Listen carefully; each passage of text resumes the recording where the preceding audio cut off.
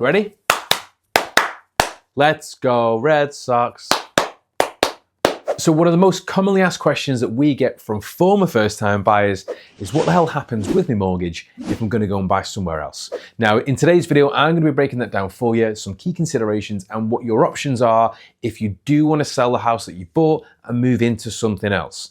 My name's Sam, a UK mortgage expert, and on my channel, I break down everything that there is that you need to know about mortgages, life insurance, budgeting, savings, you name it. I try and give you as much content as possible so that you can make better decisions when it comes to your finances.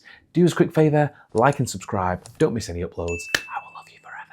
Right, let's get to it. So when it comes to reviewing your mortgage before you look to purchase your house, you need to do, first thing, golden rule, is check your mortgage contract. So we need to make sure what deal you have with your current lender. Most commonly, people have a fixed rate mortgage. Now, let's say you're 2 years into a 5-year fixed rate mortgage. That's absolutely fine. We need to check in your contract if you can port your mortgage. And it's usually section 9, maybe section 10 of a mortgage offer. And it'll say portability, you have the right to move this subject to valuation. Now, that's great because what it means is you can take your mortgage and your current mortgage product onto a brand new property. It means that we need a valuation to make sure the new house is going to stand up and it's suitable security. And if you need to borrow more money, you can go to your current lender to say, this is a bigger house, I need to borrow an extra £50,000. And you can do that on a kind of second part of your mortgage, like a top-up account. So essentially you move into your new house with your original mortgage, plus a top-up, and away you go, making new memories in your new house. Made it sound pretty straightforward, but it can be a little bit more complex. Now, the other factor we need to look at is your equity in the house. So if you've lived in there for 2 years, as we know, history tells us properties do creep up in value every now and then. Now, if you've made significant improvements, if you've increased the square footage of the property, you've renovated it throughout, chances are it's going to be worth a little bit more. So we'd always say make sure you have a valuation from an estate agent of what they think you could achieve for your house.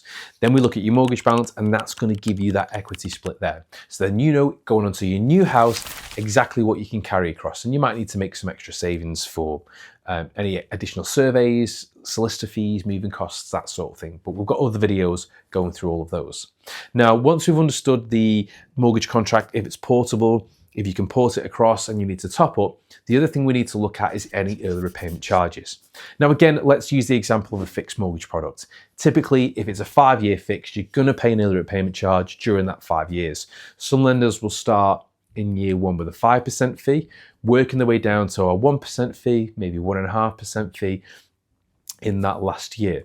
Now, if, for example, and this is where mortgage advisors come in to give you the most help, if, for example, we're looking at your overall assessment and say, right, you're going to move from property A to property B, but your interest rate over here is 5.5%, and interest rates today are 4%, and your early repayment charge is, I don't know, 1,500 quid, it might work out better to break that mortgage deal and secure a new rate lower on a 5-year fix for a longer period of time, rather than moving the mortgage across on a higher interest rate, topping it up with another mortgage product, having 2 different parts of your mortgages with 2 different early repayment charges, with 2 different end dates and 2 different headaches at different points each year or the year after that you've got to consider as well. So we need to weigh up the pros and cons of each, the financial benefit of moving it across, and also how easy it's going to be just to start a brand new mortgage and pay that early repayment charge. But it needs to be financially right and right for you.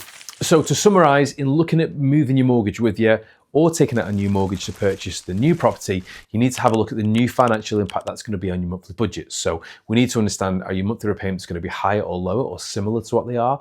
Does that affect the affordability? Have you taken on debt in your current house, and are you going to use it as a chance to pay off some of that debt as part of the home purchase? Are you going to carry that debt across? We need to consider that as well. And we need to look at the mortgage term. So if you're going to move to a bigger property and you're porting the mortgage across with you, is that mortgage term of, let's say, 25 years a bit of a stretch on your monthly budget? Do you need to then apply to the lender to say, actually, we could do with resetting this at 30 years to make it worthwhile? Or, you know, the brand new lender altogether, whichever one you want to look at. Now, you also have the effect of moving to another property as well, which means you've got the valuation fees, legal fees, Potentially stamp duty. It's really important to note you might have some stamp duty to pay as well. So you need to speak to your solicitor on that sort of stuff, and the cost to move in and the headaches and all the new stuff that you want to move into the new house. And if the new house needs loads of work doing to it as well. So it's not as simple as I'm going to move from house A to B and it all be rosy. Moving from house A to B might uncover a lot of problems to get you exactly where you need to be. But this is where planning is so important. So it's not worth ringing us in 5 minutes to say I've made an offer on a property and I'm going to sell mine and move across and take my mortgage or pay me early repayment charge. You need to sit down really early in the process. If you're considering a move, we need to understand all of the costs involved, the processing, how long it's going to take, and make sure you're fully equipped and prepared for the journey that you're going to go on. So some quick fire questions and answers from you guys about moving home.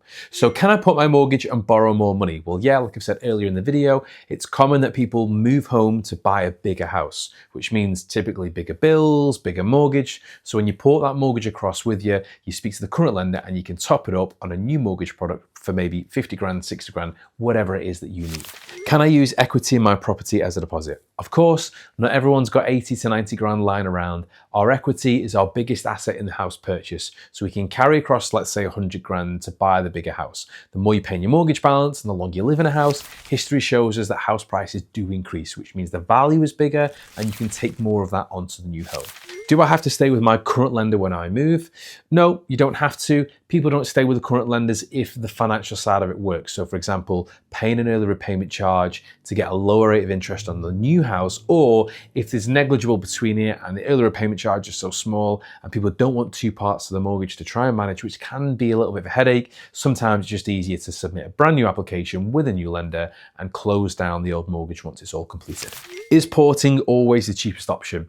Not necessarily. So the example I used before is, let's say you bought a house 2 or 3 years ago and you secured an interest rate of 6% on a 5-year fixed rate of interest. So for the next 3 years, you're going to be paying 6% on whatever you borrowed. Now, if you look at to buy a new house and interest rates today are 3.794%, then you could reduce your interest that you're paying over here by 2% by breaking your deal and moving it across. So sometimes porting your current mortgage isn't the best, which is why it's so important to work with an advisor to go through all them calculations and advise you on what's going to be best for your circumstances. But what if my credit score or income has changed since I took up my current mortgage? That's a great question, and both can impact it. So if you've taken a new job that's on a lower salary, or you've hit a bump in the road and there are some missed or late payments on credit cards, or even a default or a CCJ, then invariably that is going to impact your lending capabilities. So let's say you're with a high street lender now, you've had a CCJ registered since you bought the house and your income's dropped by 10 grand. If you're going to look to move house over here and port your current mortgage, your existing lender will do a credit check and they'll do a full application assessment because they're assessing the new house and your affordability to live there as well. Now, if your current credit status doesn't match their criteria, they're going to decline the agreement of principle to buy the new house.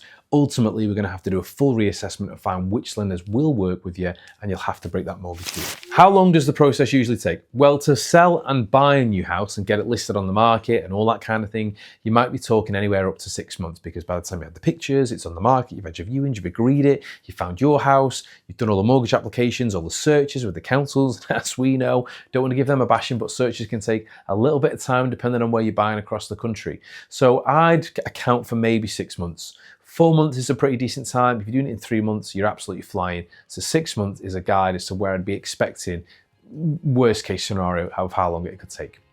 So there you have it. We've gone through what happens to your mortgage when you buy a new house. If you've got any other questions, leave them in the comments below and we'll get back to them and create more content to help you make better decisions when it comes to your mortgage. Bye for now.